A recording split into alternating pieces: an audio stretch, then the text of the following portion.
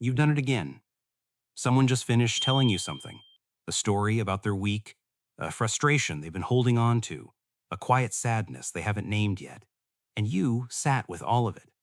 You didn't rush them. You didn't redirect. You didn't reach for your own story the moment theirs had a pause. And now they're saying, I don't know why, but I always feel so comfortable talking to you. You smile. You say something kind. And somewhere inside, a small part of you wonders, does anyone ever feel that way about talking to me? Here's what's quietly true about people who listen more than they speak. The world assumes they have nothing to say. It assumes silence is absence, that people who hang back at the edge of a conversation, who think before they open their mouths, who seem content to let someone else take the floor, are simply waiting to be filled, like a room that hasn't been furnished yet. But what if the opposite is true? What if the most observant people in any room are precisely the ones who say the least? There's something researchers call high sensory processing sensitivity, a trait found in roughly 1 in 5 people, first mapped extensively by psychologist Elaine Aron. It describes brains that process incoming information more deeply than average, not differently in a broken way, just more thoroughly, more layers, more nuance, more of everything the moment holds. People with this trait aren't silent because they're disengaged. They're quiet because they're absorbing. Every conversational exchange carries data they're still unpacking. What wasn't said, what someone's face did when they mentioned a particular name, the slight change in cadence that signals discomfort disguised as a joke. They're not listening to be polite. They're listening because not listening would feel like a loss. And here's the part that takes a while to understand about yourself if you're one of these people. You know what to say. You almost always know what to say, but you weigh it differently than other people do. You've noticed how words land. You've seen how a careless observation can quietly rearrange something in someone. So you hold things back. You edit before you speak. Not out of fear, exactly. Out of something closer to care. This makes you extraordinarily valuable in other people's lives. It also makes you, in a strange way, one of the loneliest kinds of people in any room. Because here's the invisible cost of being the safe one. People come to you. They find you easy to be around. They open up, sometimes more than they intended to. They leave feeling lighter. You're the person whose name comes up when someone says, I just need to talk to someone who actually listens. And you do. You actually listen. But what that role quietly demands is a kind of constant generosity that has no obvious return. You hold everyone else's interior life. And yet there's rarely a moment where someone turns to you and says, tell me what you're actually thinking. Tell me what you noticed today.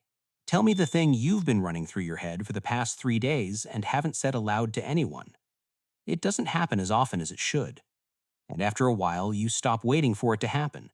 You get very good at being present for others, and very practiced at not needing that presence yourself. That adaptation doesn't come free. It just comes quietly. Psychologist Adam Grant describes how the most generous people in any social system are often the ones who go unseen, not because they lack depth, but because they've redirected their emotional energy outward so consistently that others forget to redirect it back. What's meant as a compliment, she is such a good listener, can over time become a kind of invisible assignment, a role, a way of being seen that never quite allows you to be known. There's a difference. Seen means people recognize you exist. Known means someone has actually wondered what you think about something that matters. And this is where something quietly important shifts.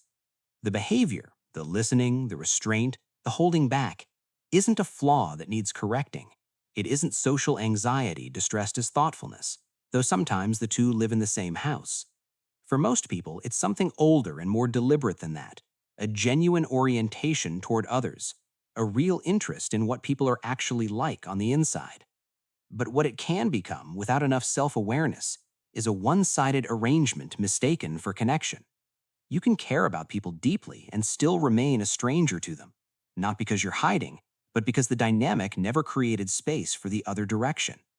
And you cannot build a full interior life only by pouring into other people's. What actually helps isn't learning to speak more. It's something smaller and harder than that. It's learning to stay present to your own experience the way you stay present to everyone else's. To notice what you need in a conversation. To let someone sit with your words for a change, without already softening them into something more manageable. The things you hold back are often the most interesting things in the room. The questions you turn over for days are usually the ones other people haven't thought to ask. Your silence isn't emptiness, it's volume turned inward. There's a quiet irony in all of this. The people who understand everyone around them, who can read a room before anyone's finished a sentence, who hold the weight of a dozen inner lives with remarkable steadiness, are often the people least understood themselves. Not because they're unknowable, but because they've become so fluent in everyone else's language that they've had very few chances to speak in their own. If something in this felt familiar, if you recognized yourself somewhere in that silence, this channel is a place where we try to make that recognition useful. Subscribe if you'd like to keep exploring it together. There are more conversations like this one waiting.